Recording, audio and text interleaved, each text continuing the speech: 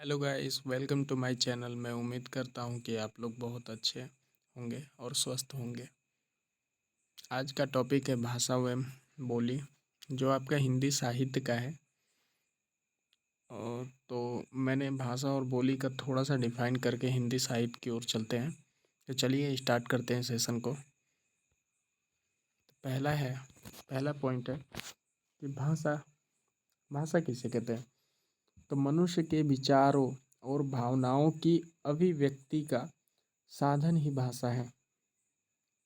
तो समझ में आया इसके लाइन से कि मनुष्य के विचार और भावनाओं की अभिव्यक्ति का साधन ही भाषा है। एक दूसरा परिभाषा आप लिख सकते हैं।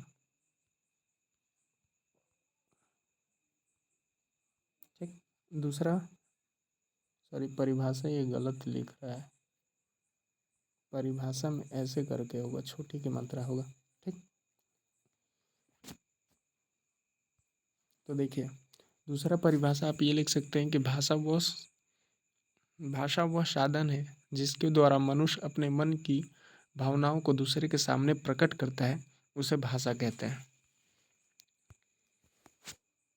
नेक्स्ट पॉइंट है कि बोली। तो भाषा के क्षेत्रीय रूप को बोली कहते हैं। तो देखिए, जो भाषा का क्षेत्रीय रूप को बोली कहते हैं, यानी अलग अलग क्षेत्र में अलग अलग प्रकार की बोलियां होती हैं। अब जैसे कि एग्जाम्पल मान लें कि भारत में सबसे ज़्यादा हिंदी बोली जाती है। यूपी में अधिकतर, जो पूर्वी यूपी है उसमें भोजपुरी बोली जाती है। बिहार में भी भोजपुरी बोली जाती है, लेकिन और अंदर तक जाएंगे तो उधर मैथिली भाषा का भी प्रयोग होता है। वैसे ही हर क्षेत्र का अलग अलग बोली होती है। आप किस क्षेत्र से हैं और आपका क्षेत्रीय क्षेत्रीय बोली क्या है, आप कमेंट सेक्शन में बताएंगे। अब देखिए यहाँ पे भाषा और बोली के बीच में अंतर कह लीजिए या कुछ पॉइंट दिए गए हैं, आप उसको समझ सकते हैं। देखिए, पहला है कि भाषा में साहित्य की प्राचुर्यता रहती है, यानी भाषा जो है ना उसमें साहित्य अधिक मात्रा में होता है। बोली में साहित्य का अभाव रहता है। तो बोली में साहित्य का क्या रहता है, अभाव, यानी कमी रहती है। दूसरा पॉइंट है कि भाषा का क्षेत्र व्यापक है। व्यापक भाषा का क्षेत्र जो है व्यापक है, यानी उसकी कोई सीमा नहीं है। यूँ कह सकते हैं कि अनलिमिटेड है, बड़ा है। बोली बोली का क्षेत्र सीमित है। तो बोली का क्षेत्र जो है ना सीमित है, उसकी सीमा है, एक लिमिट है। बोली जो होती है ज़्यादा नहीं होती है, लेकिन भाषा बहुत ज़्यादा होती है।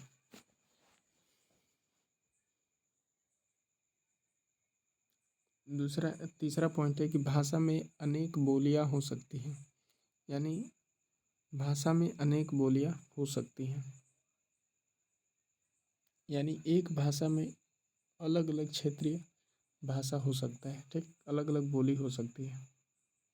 जैसे जैसे क्षेत्र बदलता जाएगा तो बोली भी बदलती जाती है। बोली को वाणी में समाहित नहीं किया जा सकता है। नेक्स्ट 4 पॉइंट है कि भाषाएं लिखित और मौखिक की होती हैं। यहाँ पे की जो है ना गलत पॉइंट आ गया है, आप इसे काट देंगे और यहाँ पे हो जाएगा कि भाषा लिखित और मौखिक होती है। बोली जो होती है मौखिक होती है। ठीक। हालांकि आपको बता दूं कि भाषा को मुख्य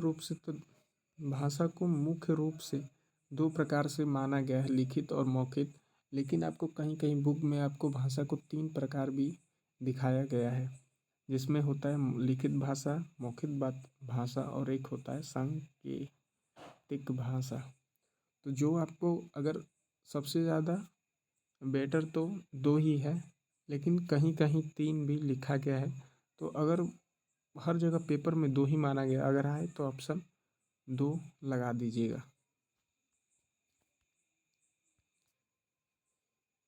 अब देखिए, पांचवा है कि भाषा व्याकरण के नियमों पर आधारित होता है। बोली के लिए कोई व्याकरणिक नियम नहीं होता है। अब देखिए, इसके कहने का मतलब कि भाषा जो है वो व्याकरण के हिसाब से चलता है, जैसे रूल बनाए गए हैं वैसे चलता है, लेकिन बोली के लिए कोई रूल नहीं है, आप जैसे चाहें वैसे बोल सकते हैं। नेक्स्ट है कि हिंदी भारोपीय परिवार का हिस्सा है। अब भारोपीय का मतलब क्या होता है कि भारत प्लस यूरोप। तो सीधा सीधा पूछ सकता है कि भारत हिंदी जो है किस परिवार का हिस्सा है, तो भारोपीय परिवार का हिस्सा है। नेक्स्ट पॉइंट है कि भारत में 4 भाषा परिवार है। तो भारत में कितने भाषा परिवार है, तो 4 भाषा परिवार है। आप इसे नोट डाउन कर लें। पहला है भारोपीय जो 73% लोगों द्वारा बोला जाता है। द्रविड़ जो 25% लोगों द्वारा बोला जाता है। तीसरा है आस्टिक जो 1.3%। और सबसे चौथा है चीनी तिब्बत जो 0.7%। द्रविड़ भाषा आपको पता होगा कि साउथ इंडिया में बोला जाता है। वहाँ पे द्रविड़ शैली होती है। शैली 2 प्रकार की होती है, नागर शैली और द्रविड़ शैली। हालांकि ये सब जीके का पॉइंट है। अब देखिए यहाँ पे है कि भारोपीय परिवार की 10 शाखाएँ होती हैं, प्रचलन में है। ठीक, भारोपीय परिवार की 10 शाखाएँ प्रचलन में हैं। अब देखिए इन्हें 2 वर्गों में विभाजित किया गया है, शतम वर्ग और केतुम वर्ग या फेतुन वर्ग। अब देखिए इनमें आती कौन कौन सी है। तो शतम वर्ग में भारत ईरानी भाषा, आर्मीनी भाषा और अल्बानी भाषा। जबकि केतु या फेतुम में आती है जर्मन भाषा, इटैलिक भाषा, ग्रीक भाषा, यूरोपीय भाषा। अब देखिए यहाँ से आपका हिंदी साहित्य शुरू होता है। ये थोड़ा सा मैंने ओवरव्यू दिया था कि भाषा और बोली क्या होती है। तो देखिए प्राचीन आर्य भाषा जो 1500 से 500 ईसा पूर्व की है। दूसरा है मध्यकालीन भारतीय आर्य भाषा जो 500 ईसा पूर्व से 1000 ईसा तक है। और आधुनिक भारतीय आर्य भाषा जो 1000 ईसा से अब तक है। देखिए जो ईसा पूर्व है, ईसा पूर्व और ईसा को ही ईसवी कहते हैं और ईसा पूर्व को ही, जैसे कि आपने पढ़ा होगा इंग्लिश में जो होता है, एक होता है एडी और एक होता है बीसी। तो एडी का उसी को हिंदी में ईसा और ईसा पूर्व बोला गया है। एक होता है कि ईसा मसीह के जन्म से पहले और एक ईसा मसीह के जन्म के बाद। अब देखिए प्राचीन भारतीय आर्य भाषा 2 भागों में विभाजित किया गया है। वैदिक संस्कृत में 1500 से 800 ईसा पूर्व में और लौकिक संस्कृत जो 800 से 500 ईसा पूर्व में। अब देखिए सेकेंड है मध्यकालीन भारतीय आर्य भाषा। इसको 3 भागों में विभाजित किया गया है।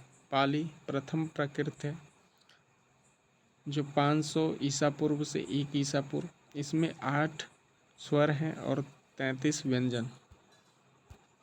प्राकृत द्वितीय प्राकृत 1 ईसा पूर्व से 500 ईसा, 1 ईसा से 500 ईसा। और थर्ड नंबर पे है अपभ्रंश बिगड़ा हुआ स्वरूप 500 ईसा से 1000 ईसा। 4 काल और 8 स्वर हैं इसमें। अब देखिए आया अपभ्रंश। तो अपभ्रंश को कितने भागों में विभाजित किया गया है, 6 भागों में विभाजित किया गया है। देखिए पहला अपभ्रंश जो है सौर सैनी अपभ्रंश है। दूसरे नंबर पर अर्ध मगधी अपभ्रंश है। तीसरे नंबर पर मगधी अपभ्रंश है। चौथे पे पैचासी अपभ्रंश है। 5वें नंबर पे ब्राचर्ड अपभ्रंश है और 6ठे नंबर पे महाराष्ट्री अपभ्रंश है। ये अपभ्रंशों से ही अपनी भाषा का निर्माण हुआ है। तो सौरसैनी अपभ्रंश से पश्चिमी भाषा, पहाड़ी भाषा, राजस्थानी भाषा, गुजराती भाषा का निर्माण हुआ है। अर्ध मगधी से अपभ्रंश से पूर्वी भाषा का निर्माण हुआ है। अब मगधी अपभ्रंश से बिहारी हिंदी का निर्माण हुआ है। 85 अपभ्रंश से पंजाबी और लहदा का निर्माण हुआ है। और ब्राचार्ड अपभ्रंश से सिंधी भाषा का निर्माण हुआ है। और महाराष्ट्री अपभ्रंश से मराठी भाषा का निर्माण हुआ है। अब देखिए हिंदी भाषा की उपभाषाएं कितनी है, तो 5 है। अब देखिए आपको एक चीज़ समझना होगा कि ये पूछेगा कैसे। जैसे कि ऑप्शन में दे देगा कि पश्चिमी हिंदी का निर्माण किस अपभ्रंश से हुआ है और इनमें से कोई 4 दे देगा। तो ऐसे करके आप इसे नोट कर लेंगे, जो इम्पोर्टेंट है वो यहाँ पे नोट डाउन कर लेंगे। ये हर पेपर में पूछा जाता है, जो भी हिंदी का होता है यहीं से पूछा जाता है और बाकी सबको उतना इम्पोर्टेंट नहीं है। अब देखिए हिंदी की उपभाषाएं कितनी होती है, तो 5 होती हैं। कौन कौन सी होती है, तो पहला पश्चिमी भाषा में 5 उपभाषा, पूर्वी पश्चिमी हिंदी जो है भाषा है उसमें 5 उपभाषा है। पूर्वी हिंदी में जो है 3 उपभाषा है। बिहारी हिंदी में 3 उपभाषा है। चौथे नंबर पे पहाड़ी हिंदी में 3 उपभाषा है। और 5वें नंबर पर राजस्थानी हिंदी में 4 उपभाषा है। आप इन सबको सम करेंगे, जोड़ेंगे तो 18 बोलियां होती हैं। तो आज का टॉपिक था भाषा एवं बोली। आपको सेशन कैसा लगा आप कमेंट करके बताएंगे, और आप कहाँ से देख रहे हैं वो करके बताएंगे। लाइक, सब्सक्राइब, शेयर करें और मिलते हैं नेक्स्ट वीडियो में। एक बार फिर थैंक यू फॉर वॉचिंग। धन्यवाद।